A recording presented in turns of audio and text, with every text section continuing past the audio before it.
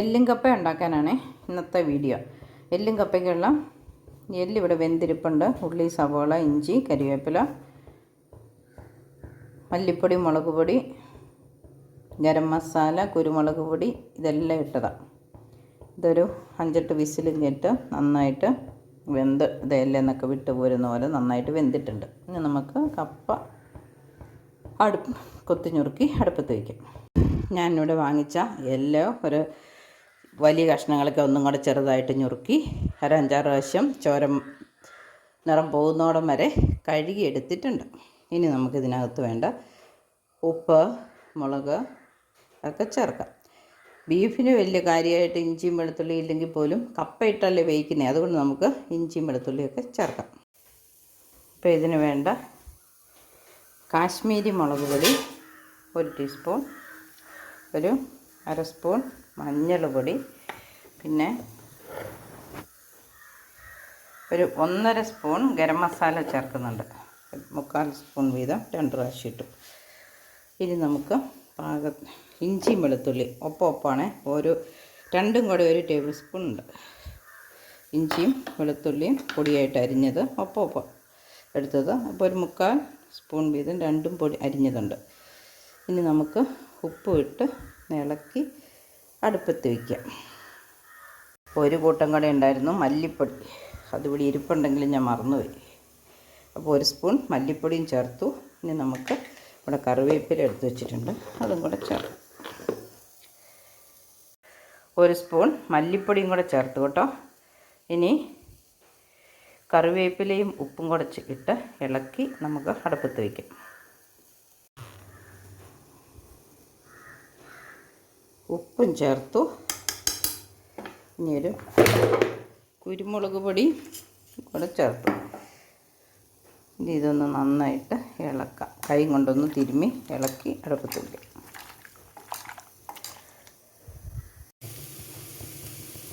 Cooker അടച്ച് wait വിട്ടു, തീയും കത്തിച്ചു. ഇനി അതവിടെ ഇരുന്ന് 5-6 പ്രാവശ്യം വിസിലടിച്ച് കൂവി വെന്ത് വരട്ടെ. എല്ലല്ലേ നന്നായിട്ട് വേകണമല്ലോ. 5-6 വിസിലടിച്ചാലും കുഴപ്പമില്ല. 1 വിസിൽ കഴിയുമ്പോൾ നമുക്ക് തീ കുറച്ച് വയ്ക്കാം. ഒരു 5-8 വിസിലടിച്ചതാണ്, പക്ഷേ ഇത് വെന്തെങ്കിൽ പോലും ഒരല്പം കൂടെ വേകാനുണ്ടെന്ന് തോന്നും. അപ്പോൾ നമുക്ക് ഇച്ചിരി സവോളയും കൊച്ചുള്ളിയും കൂടെ ചേർത്ത് ഒന്നോടെ 2 വിസിലും കൂടെ അടുപ്പിക്കാം. ഇത് എണ്ണയ്ക്കകത്ത് വഴറ്റിയിട്ടാലും മതിയായിരുന്നു, പക്ഷേ വേകാത്തതുകൊണ്ട് ഗ്രേവി പോലെ അതിനകത്ത് കിടക്കട്ടെ.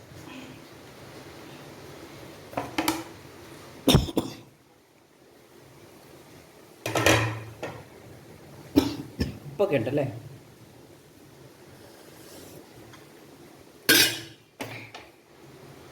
വെള്ളമുണ്ട്.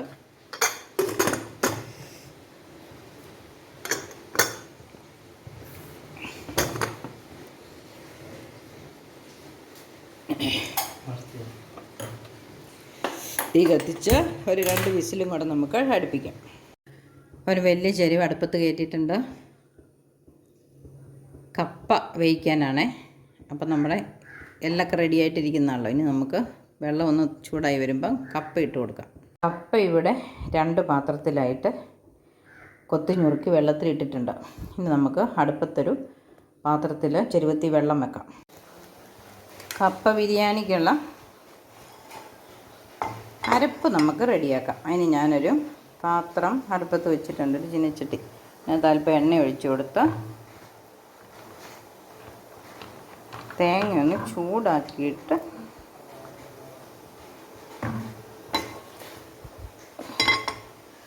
വെള്ളം പറ്റി ഒരല്പം എണ്ണ ചുവട്ടിൽ പിടിക്കാതിരിക്കാൻ മാത്രം ഒരു 1 ടീസ്പൂൺ എണ്ണ ഒഴിച്ചിട്ടുണ്ട്.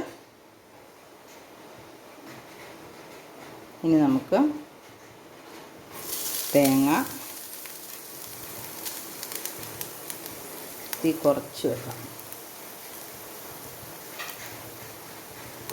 ഉള്ളി, വെളുത്തുള്ളി, ഇഞ്ചി, കറിവേപ്പില, പച്ചമുളക് ഇത്രയും കൂട്ടും ഇട്ട് ഒന്ന് ചൂടായി കഴിയുമ്പോൾ കുറച്ചരി ഗരം മസാലയും കൂടെ ചേർത്ത് അരച്ചെടുക്കാം. തേങ്ങ നന്നായിട്ട് ആവി കയറി ഒന്ന് വെന്ത് വന്നിട്ടുണ്ട്. നിറമൊക്കെ ഒന്ന് മാറിത്തുടങ്ങി.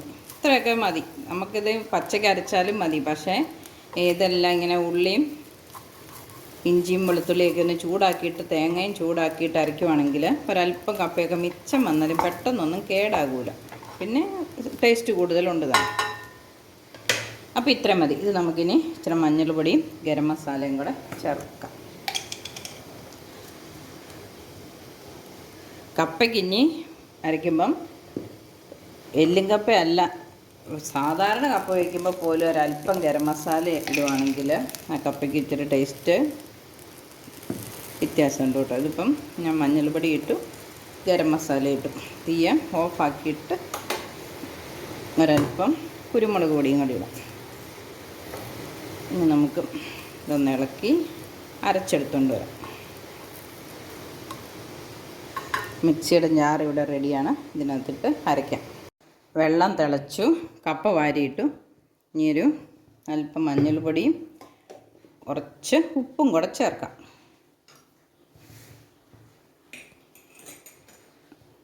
വെള്ളത്തിലേക്കല്ലേ, ഉപ്പ് കൂടുതലാകുമൊന്നുമില്ലല്ലോ. പെട്ടെന്ന് തിളയ്ക്കുമ്പോഴേ വേകുന്ന കപ്പയാണ്. ഇട്ടതേ നിറം മാറി. ഇപ്പം തന്നെ ഒന്ന് തിളച്ചാൽ ഉടനെ വെന്തോളും. ഒന്ന് മൂടി വയ്ക്കാം. അല്ല, മൂടി വെച്ചില്ലെങ്കിലും കുഴപ്പമില്ലല്ലേ. വീണ്ടും ഞാൻ ചീനച്ചട്ടി അടുപ്പത്ത് വെച്ച് വെള്ളം പറ്റി അല്പം എണ്ണ ഒഴിച്ചു. ഇത് ഒരല്പം തേങ്ങ വറുത്തിടാനാണ് ഇതിനകത്ത്. ഇത് കുറച്ച് തേങ്ങയുള്ളൂ കേട്ടോ.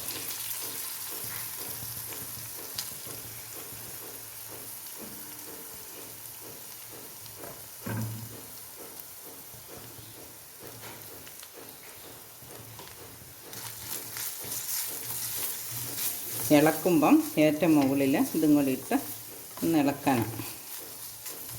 നന്നായിട്ട് വറുത്ത് വരണം. ഇപ്പം എണ്ണ കുറവാണെങ്കിലും തേങ്ങ അങ്ങ് മൂക്കുമ്പോഴത്തേനും നമുക്ക് എണ്ണ തെളിഞ്ഞ് വന്നോളും.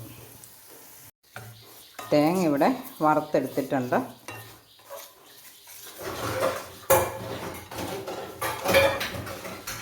നമുക്ക് കപ്പ വെന്തു വെള്ളം ഊറ്റിയിട്ട് ആ പാത്രത്തിലേക്ക് തന്നെ തിരിച്ചിട്ടു. ഇനി നമുക്ക് മുളക് ചേർക്കാം.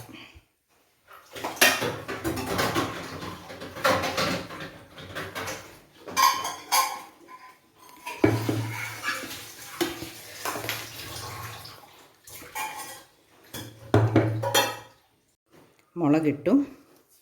കപ്പയ്ക്ക് ഉപ്പുണ്ടെന്നാലും ഒരു മുളകിനുള്ള ഉപ്പൊരിച്ചിട്ടു. മിക്സിയുടെ ജാറൊന്ന് കഴുകി ഒഴിച്ചു. ആവി കയറണ്ടേ. ഇനി വെന്തിരിക്കുന്ന എല്ല് ചേർക്കാം.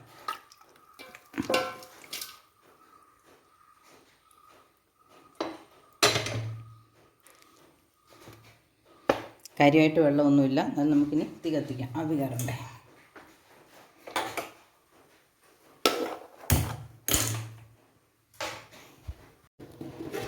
മൂടി വെച്ച് 2 മിനിറ്റ് അവിടെ ഇരുന്ന് ആവി കയറട്ടെ. എന്നിട്ട് നമുക്ക് വറുത്ത് വെച്ചിരിക്കുന്ന തേങ്ങയും കൂടെ ചേർത്ത് ഇളക്കിയെടുക്കാം.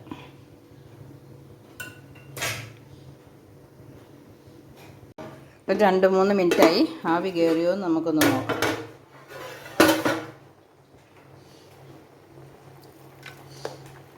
ആവി വന്നിട്ടുണ്ട്. ഇത് നമുക്ക് വറുത്ത് വെച്ചിരിക്കുന്ന തേങ്ങയും ചേർത്തു. ഇതും കൂടെ ഒന്ന് വടിച്ചിട്ടിട്ട് കപ്പ ഒന്ന് ഇളക്കി യോജിപ്പിക്കാം.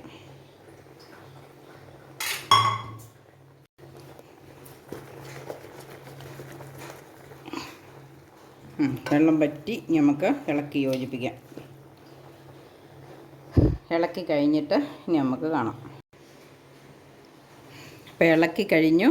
ടേസ്റ്റ് നോക്കി ഉപ്പൊക്കെ പാകത്തിനുണ്ട്. ഇനി നമുക്ക് കഴിച്ചാൽ മതി.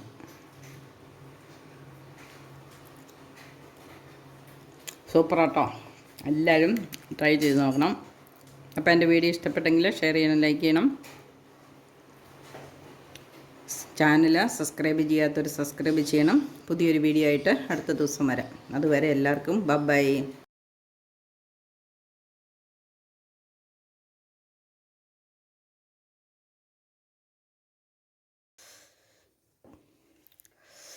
വിളമ്പിയത് വീഡിയോ ഒക്കെ എടുക്കാൻ മറന്നുപോയി. ആവേശത്തിന് കഴിച്ചു. ഇപ്പോഴോർത്ത് പിണ്ടി അച്ചാറും കൂട്ടിയാണ് കഴിക്കുന്നത്. പിണ്ടി അച്ചാറും കപ്പ ബിരിയാണിയും സൂപ്പറാണ് കേട്ടോ.